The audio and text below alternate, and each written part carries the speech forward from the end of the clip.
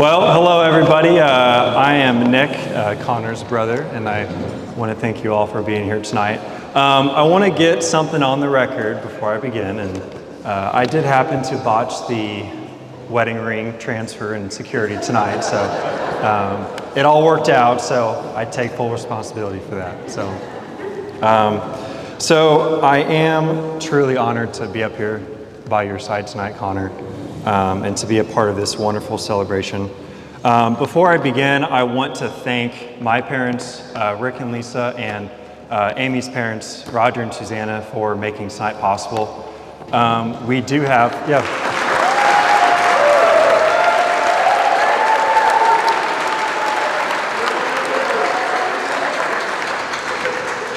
We do have many guests from out of town here tonight who traveled long and far to be here. So we really appreciate you being here, and welcome to Kansas City. So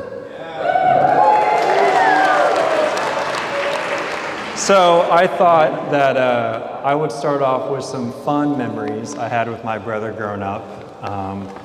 And for those of you who don't know Connor all that well, I think this ought to expedite that process a little bit. You know, a wise man once said that you can tell someone's character by the way they treated their little brother. And that wise man was me. So, buckle up, folks. So, has anyone here ever played the color game when you were swimming in the pool as kids? Anyone know what I'm talking about? So, the bigger person, older brother, would get a hold of you and hold you sideways like this, and they drag you in the pool, and you start to guess colors, right? And each time you guess a color wrong, they dunk your head in the pool a little bit. So Connor had his own way of making that game fun for the both of us. Not only did I not have a choice to play the game, he'd come over there and be like, "Hey, Nick, you want to play the color game?" And I'd be like, And he'd be like, "Too bad, so come here." So he'd grab a hold of me, and the rest is history. Second of all, so you know how you're supposed to pick from the basic colors like red, green, blue, yellow? Not Connor. He turns out that my options were between colors like beige, burgundy, indigo, turquoise. Basically, any color ever invented was fair game. And so, needless to say, by the time I had guessed blue for the 5th time, he would be the great brother he is and let me go. So, for that, I thank you, Connor. Fast forward a few years to high school, I had fun becoming his little test dummy during football and wrestling seasons. He'd come home from practice all sweaty and all tired, hungry for dinner. He'd always be like, "Mom, what's for dinner?" when he walks into home. So anyways, he would find me immediately, drag me over to the living room, get me in position and say something like, "All right, give it your best shot, Connor."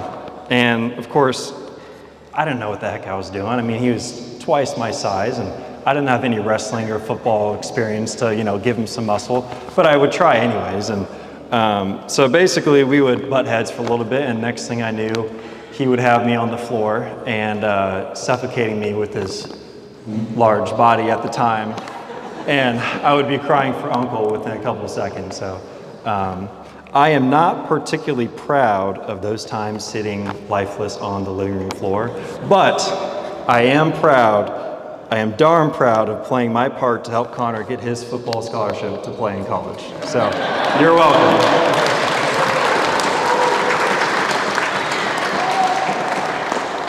So, there are many stories I could share about big bro picking on little bro, but I think you all get the point by now. And that is, he is the greatest brother I could ever ask for.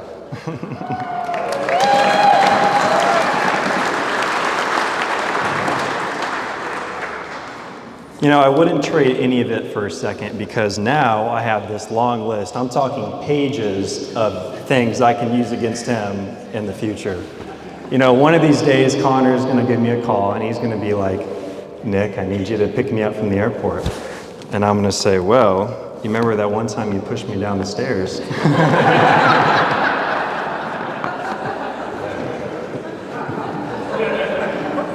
Yes, you did.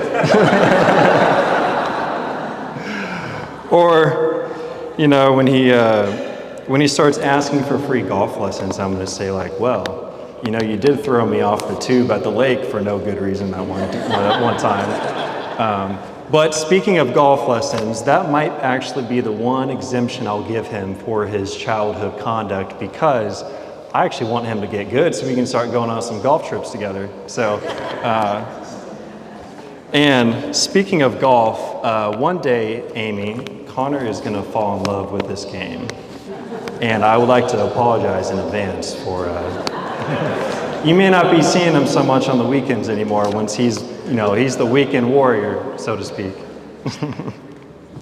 So, but yeah, I've had the absolute privilege of watching these two grow up, and I could talk about these two for hours, and I was so close to their relationship from the start.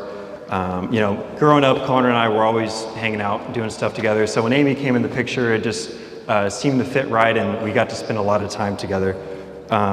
One thing I learned very quickly about Amy is her ability to spread love and positivity to others. She's quick to put a smile on my face, that's for sure, and I know that she does the same for so many others. And not to mention, she gives the absolute best hugs in the world, and I mean that.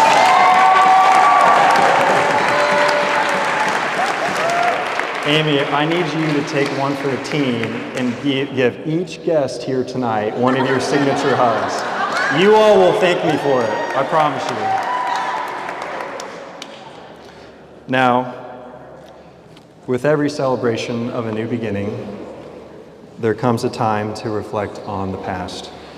You begin to connect the dots in your life, and you start to think how lucky we have been to end up here in this moment today. Connor, our dots have been moving next to each other side by side for so many years now, and we've had a lot of great memories together. But now it's time that I put my trust in somebody else to look after my brother, and who will give him everything that he deserves. Amy has already proven this to me many times before, and I know that Connor will fulfill his duty to protect and serve her as the husband I know he will be. You both deserve each other, and I'm so excited to see where your journey takes you. So, with that, I would like to propose a toast to the bride and groom. I love you both, and I wish you nothing but the best. But wait, there's one thing I'd like to say. There is an old saying from one of our favorite bars at the Lake of the Ozarks. After singing and dancing along to the live music, the lead singer would go like this. Drinks up. Survey says, slam. Cheers, everybody. Thank you.